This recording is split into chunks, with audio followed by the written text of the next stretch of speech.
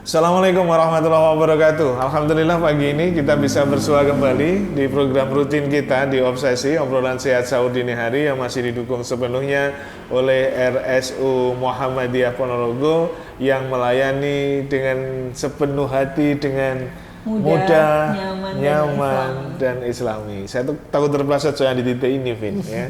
Karena ada yang agak mirip-mirip dengan ini, gitu ya. Oke. Saya masih dengan Kevin yang setia bersama menemani Obsesi di Ramadan tahun ini, ya. Tetap sehat, Vin, ya. Ya, Alhamdulillah tetap bersedia menemani saya, kan. Ya. Oke, nah, alhamdulillah. Nah, itu teman, jadi kita masih bersama dengan Dr. Livia insya Allah pagi hari ini di program Obsesi Obrolan Sehat Sahur Dini Hari yang sekali lagi didukung sepenuhnya oleh RSU Muhammadiyah Ponorogo. Tema kita apa sih, Vin, kemarin, Vin? Belajar puasa untuk anak-anak, dan ini mungkin ada anak-anak berkebutuhan khusus juga yang akan kita bahas. Oke. Masih dengan Dr. Livia Indrianti SPA. Assalamualaikum warahmatullahi wabarakatuh, Dok. Waalaikumsalam. Alhamdulillah pagi ini lancar perjalanan, Dok, ya. sampai dengan studio Obsesi, Dok. Ya, Oke, alhamdulillah. Nah, itu ya. Kita sudah sampai titik mana ya, Vin, ya kemarin? Anak berkebutuhan khusus ya, Vin, ya. Coba saya teringat soalnya di saat di rumah tadi pagi itu saya, kira-kira apa yang ingin saya tanyakan Dr. Livia. Nah ini, Dok, saya ingin saya tidak melihat angkanya apakah semakin besar atau tidak, tetapi bisa nggak sebagai sebagian dalam tanda petik ikhtiar lah, begitu ya, untuk meminimalisir kemungkinan anak berkebutuhan khusus. Maksudnya gini, apa sih pertanyaannya ya? Jadi deteksi untuk dini mungkin ya. Iya, deteksi dini supaya gitu ya? saat mungkin ibu hamil, saat supaya insya Allah di dalam tanda petik kita bagian dari ikhtiar ya, Dok. Bagian dari ikhtiar supaya anak kita sehat. Nah, Ya. itu. Ya memang terbentuknya anak sehat itu tidak saat dia lahir ya. Jadi anak itu perkembangan mulai dari dalam kandungan itu sudah mulai harus kita persiapkan dengan baik. Okay. Ya, jadi namanya anak tahapan perkembangan otak itu tidak saat dia lahir terus baru otaknya terbentuk, tidak, tapi terbentuknya tuh mulai saat dia di kandungan. Jadi makanya ini penting bagi ibu-ibu hamil untuk selalu menjaga kesehatan. Kalau dia di awal-awal kehidupan kan itu ada prosesnya juga ya untuk sampai dia terbentuk sebagai anak ya, mungkin mulai dari segumpal daging, habis itu terus ada nyawanya, habis itu di 3 bulan pertama itu akan dari satu sel akan tumbuh jadi banyak. Apabila di situ ada masalah, jadi misalnya kadang-kadang nggak ketahuan ini ibunya nggak hamil, dia minum apa yang terkena minum obat terlarang atau apa yang bisa menggugurkan kehamilan, ya sudah, anaknya berarti tidak bisa jadi bayi. Maksudnya bisa keguguran gitu maksudnya. Iya. Karena itu tahapnya begitu. Nanti di trimester kedua misalnya itu kan saat-saatnya terbentuknya organ-organ ya. Jadi baik itu organ otak, baik itu terbentuk organ jantung dan sebagainya. Misalnya saat itu kebetulan ibunya kena virus dan sebagainya. Misalnya virus TORCH dan sebagainya atau rubella dan sebagainya, kita kenal dengan TORCH itu yang bisa sampai masuk ke bayinya, mungkin masih bisa menyebabkan kecacatan misalnya ya. Misalnya ini sudah lewat ini 3 bulan pertama lewat, 6 bulan pertama lewat, sekarang yang 3 bulan terakhir itu waktu membesar-besarkan organ biar bisa jadi bayi. Misalnya tangannya yang dulu begini ini sudah bisa berhenti. Misalnya di fase ini ada masalah ya, namanya di perutnya ibu, misalnya ibunya sakit terus akhirnya tidak bisa lahir sampai di usia perkiraan normal, misalnya dia 7 bulan sudah harus dilahirkan dan sebagainya, itu mungkin perkembangan di kandungan pun tidak maksimal, sehingga bayinya juga bisa lahir tidak maksimal. Jadi tetap dianjurkan untuk ibu-ibu hamil untuk selalu menjaga kesehatannya, memeriksakan kesehatannya, karena mulai ibu hamil itu sudah di dalamnya ada anaknya yang akan terus Iya. tumbuh dan berkembang. Kalau kita bicara tahapan priority itu ada nggak? Ada nggak ini dok? Katakanlah mungkin, oh ini bulan pertama, ini bulan kedua ini yang harus diperhati ini, atau bulan ketiga sudah itu bisa los. Nah, atau ya semua tahapan itu harus diperhatikan, atau Ya. gimana? Ya semua tahapan harus diperhatikan. Oh, gitu Khusus ya? untuk anak seperti yang didengung-dengungkan pemerintah juga ya. Ya untuk 2 tahun pertama itu tahun pembentukan otak ya. Jadi kita harapannya di 2 tahun pertama itu, 2 tahun pertama itu dihitung juga yang dari kandungan ya, jadi sampai usia 2 tahun yang di kandungannya itu sekitar 9 bulan ya, jadi 1000 hari kehidupan gitu, menyebutnya begitu. Itu masa pertumbuhan otak. Jadi harapannya kita harus memberikan terutama untuk perkembangan otak, karena perkembangan otak itu yang paling banter tumbuhnya memang saat di kandungan. Habis itu sekitar 90% lah itu di 2 tahun pertama itu. Habis itu jadi itu pondasinya otak itu di situ. Nah setelah itu kita baru merangsang untuk mengembangkan lagi supaya dia lebih berkembang. Menjaga kehamilan itu seperti apa sih dok sebenarnya? Apakah mungkin asupan gizi ibu yang harus diperhatikan, atau ada hal yang lain, mungkin ada perilaku mungkin, atau mungkin olahraga ibu sewaktu hamil, atau seperti apa dok? Ya betul tadi. Jadi nutrisi itu harus diperhatikan ya. Kalau kita lihat-lihat di buku sudah ada panduannya. Jadi kalau untuk yang ibu hamil itu Penuhi makannya nutrisi ibu ya, nutrisi. harus Kalau dipenuhi. biasanya maamnya 3 kali boleh 4 kali, karena memang untuk pertumbuhan otaknya harus mengkonsumsi beberapa suplemen zat besi, asam folat, karena itu dipakai untuk perkembangan otaknya. Selain itu juga harus rutin, paling enggak dalam 3 bulan itu 1 kali ke periksa untuk lihat bagaimana pertumbuhan janinnya. Berat badannya kan bisa memperkirakan ya. Bisa ya, oke. Bisa diperkirakan. Terus menghindari misalnya mungkin yang ibu-ibu yang suka minum-minum itu di stop. Yang suka merokok mungkin kita kasih tahu jangan dulu, karena dia juga sedang menghamil. Jadi perilaku itu yang bisa kita komunikasikan. Insya Allah itu bagian dari ikhtiar supaya putra putri kita sehat, ya dok ya. Ya. Oke. Kemarin ada yang tertunda, Bin? Atau yang ditanyakan, Bin? Ayo, Bin. Gak apa-apa, Bin. Ya, kemarin kita sempat membicarakan tentang anak berkebutuhan khusus ya dok, atau anak ABK.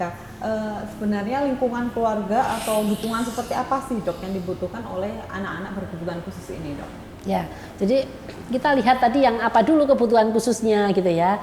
Kalau kebutuhan khususnya fisik ya kita penuhi kekurangannya. Jadi misalnya tadi sebagai contoh, misalnya ada yang tunanetra misalnya, ya kita serumah mungkin pakai bahasa isyarat supaya kita tetap berkomunikasi dengan anak kita gitu. Dia juga bisa tahu dengan kita juga tahu dengan dia.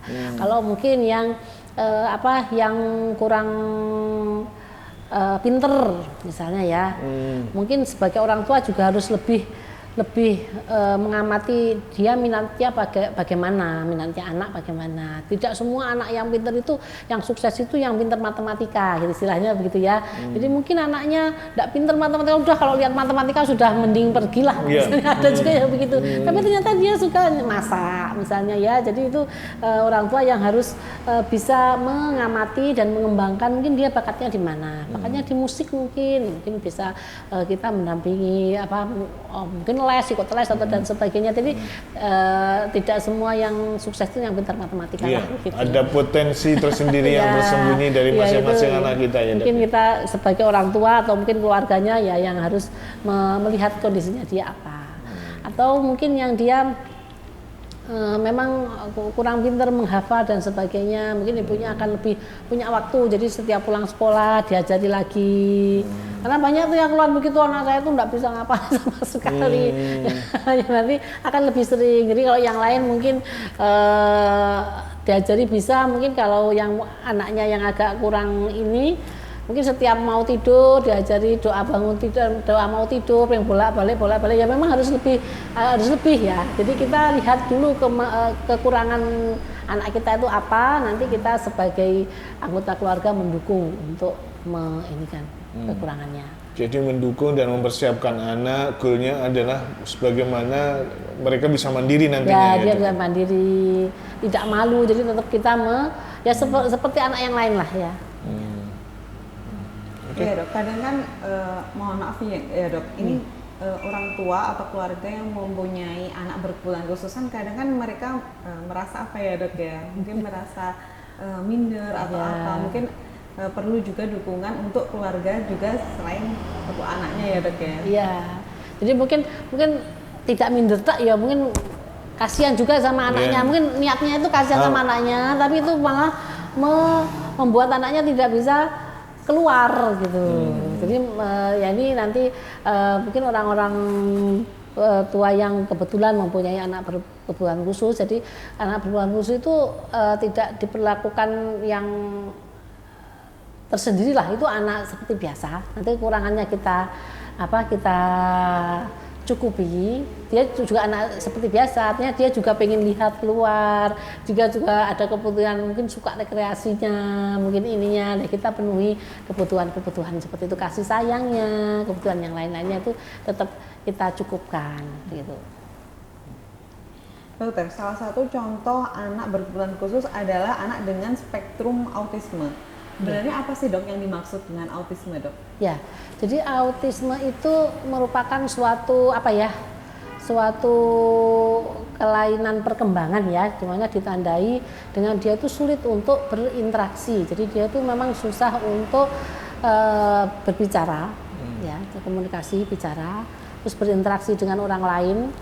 Terus kalau kita menyebabnya seperti punya dunia sendiri. Jadi dia itu yaitu salah satu gangguan perkembangan itu tadi. Nah, autis itu seperti itu psikis atau fisiologis tuh? Iya, karena dia ada gangguan di otaknya. Oh. Dia ada gangguan di otaknya yang menyebabkan dia begitu. Bukan psikis ya ini ya? Bukan psikis ya. Itu memang anaknya begitu, jadi setiap bayi pun begitu. Kalau psikis kan seiring usia kok jadi anaknya jadi murung, itu namanya depresi, jadi ini atau malah sebaliknya jadi ngomong terus, itu gila. Maksudnya itu kan psikis ya. Kalau ini bukan, ini memang kelainan perkembangan gitu kan. Saraf lah ya, saraf. Dan itu bisa diobati? Kalau untuk diobati tidak, tapi kita bisa memaksimalkan perkembangannya supaya dia bisa berkembang seperti anak-anak yang lain. Bisa berpotensi seperti anak-anak yang lain. Ya, supaya dia, jadi kita bisa nge-push supaya dia sama dengan anak yang lain. Oke. Tentunya kita harus mengetahuinya sejak awal supaya kita bisa mendeteksi dengan sejak awal. Gitu. Oke. Jeda dulu Ya. Iya, oke deh. Kita jeda dulu dong ya. Mohon maaf, kita jeda dulu sambil saya mengingatkan teman-teman semuanya, sekali lagi jangan lupa untuk segera menikmati sahur Anda pagi hari ini, dan jangan lupa untuk berdoa melaksanakan ibadah puasa esok hari ya. Semoga amalan ibadah puasa kita bisa bisa lancar dan selalu dalam ridha Allah Subhanahu wa taala. Amin. Kita akan balik lagi selepas beberapa catatan berikut.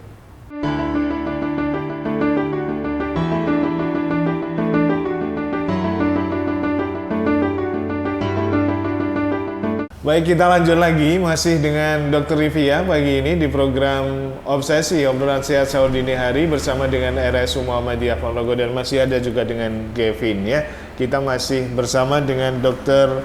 Rivia Indrayanti SPA, spesialis anak dari RSU Muhammadiyah Ponorogo. Ayo Vin, kita mainkan lagi Vin. Ya dokter, tadi kita berbicara sedikit tentang autisme ya dok. Jadi penyebab autisme itu apa dok? Ya, kalau untuk penyebab pastinya belum jelas ya, sampai sekarang itu belum ada kejelasan, tapi memang disertai beberapa yang berhubungan itu misalnya genetik. Jadi kalau orang tuanya autis, kemungkinan besar anaknya autis itu ada. Kemungkinan anaknya autis bukan besar ya, karena yang sehat pun juga banyak. Itu terus misalnya pemaparan zat-zat makanan, polutan, radiasi dan sebagainya itu disinyalir juga mempengaruhi kejadian autis. Salah satunya juga tadi misalnya kelahiran prematur itu juga bisa.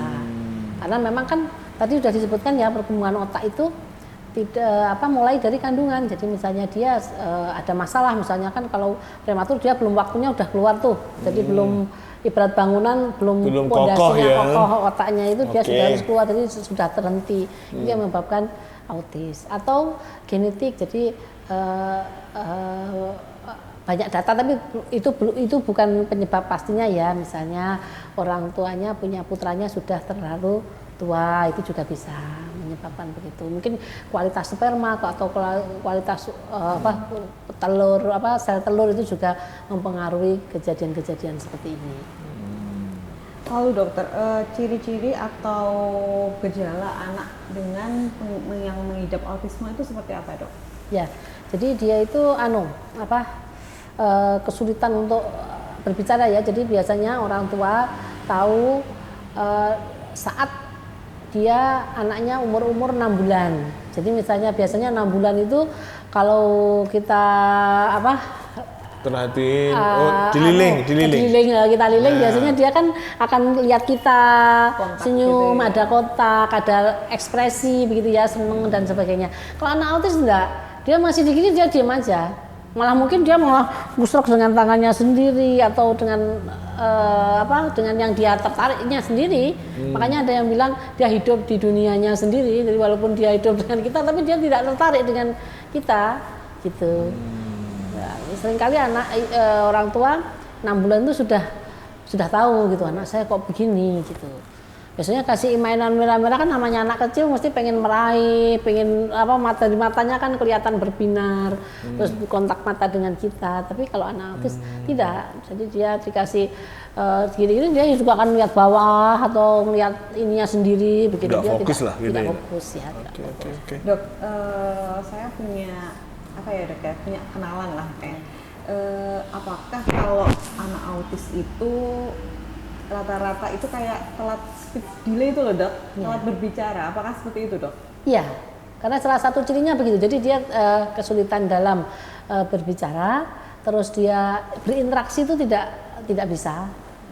Ya, karena itu memang gejalanya autis itu seperti itu, walaupun ada tingkatan-tingkatannya ya, tapi gejala-gejalanya begitu. Jadi misalnya paling sering waktu diginikan dia tidak respon.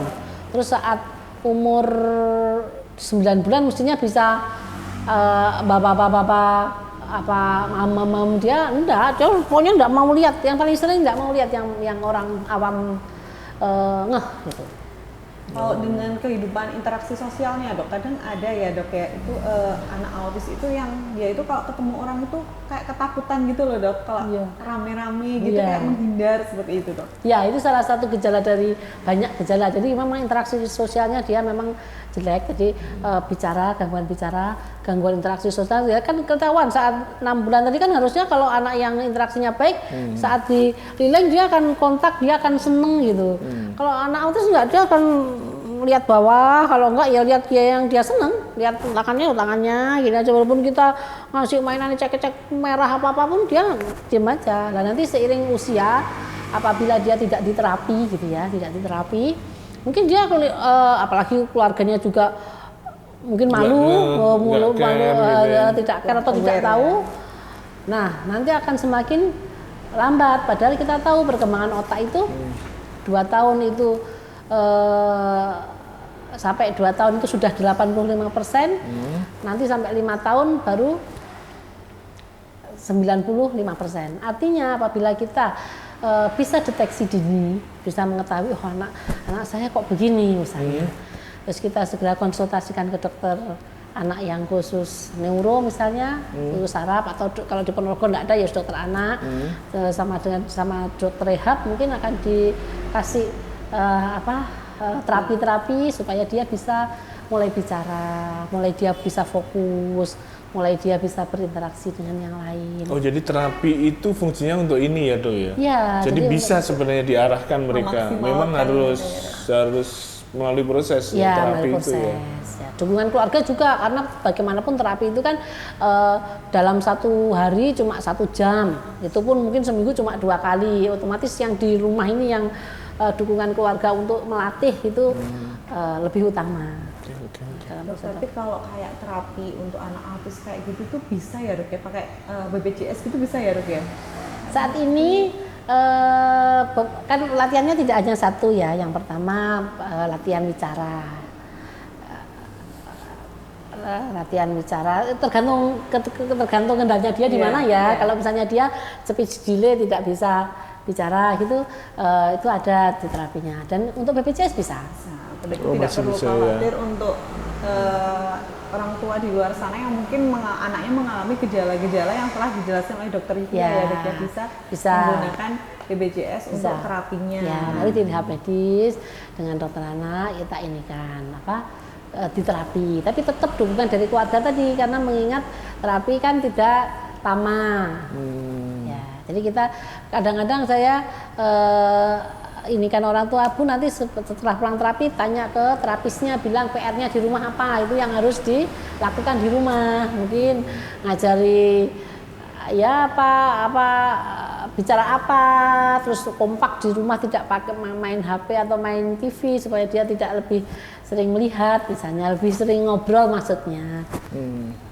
Itu masuk kategori terapi apa ya dok ya? Terapi medis atau terapi? Ya, terapi medis. Oh ini medis ya? Ya, jadi nanti ada. Itu pakai obat-obatan nggak dok? Enggak ya? Oh, kalau dia yang kan ada autis yang biasa, ada autis yang misalnya dia hiperaktif yang harus dikendalikan, itu ya mungkin ada obatnya. Maksudnya tergantung seberapa parah ya. Kalau misalkan kita bicara yang biasa saja nggak perlu ya? Yang anaknya baik, nggak perlu obat, ya bisa.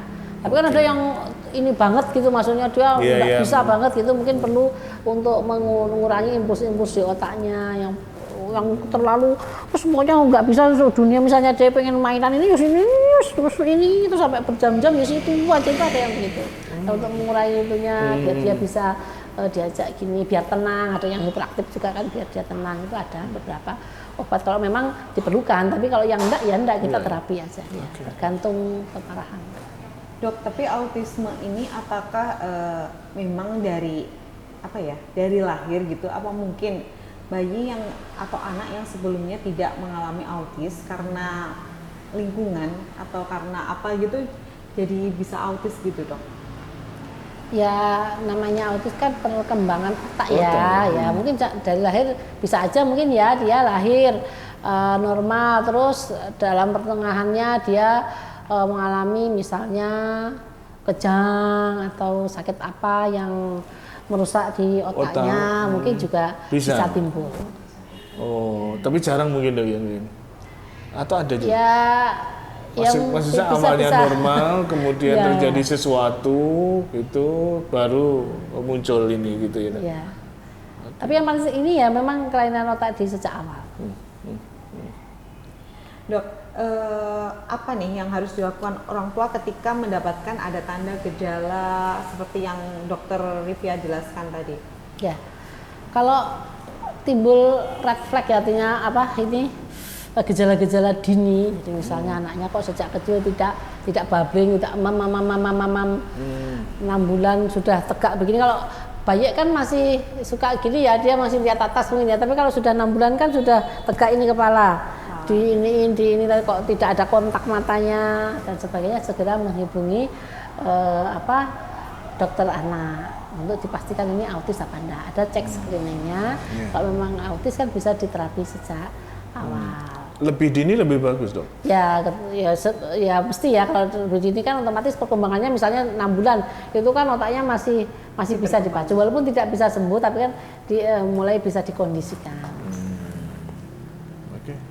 Kalau red flag-nya anak berbicara itu umur berapa sih dok? Kalau misalnya umur 2 tahun nih nggak bisa berbicara sama sekali, itu udah masuk red flag apa belum dok, misal kayak gitu? Ya apalagi sekarang karena banyaknya HP dan gadget ini jadi nggak mau ngomong sama nggak ada ukuran ya?